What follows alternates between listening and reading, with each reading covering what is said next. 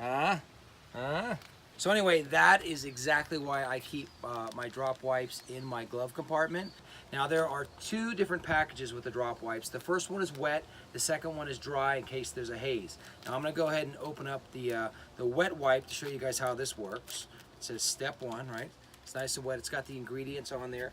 And you basically, you wanna put it on the turd and basically let it soak in there for a little bit, and then it just literally wipes right off.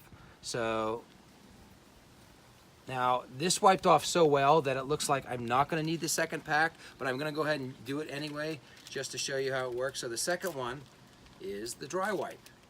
And then you look, there is a haze. Look at this. Get a close up of that. You see how there's a haze on there?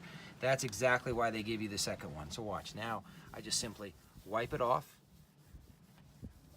Perfect. So anyway, that is what makes these so awesome.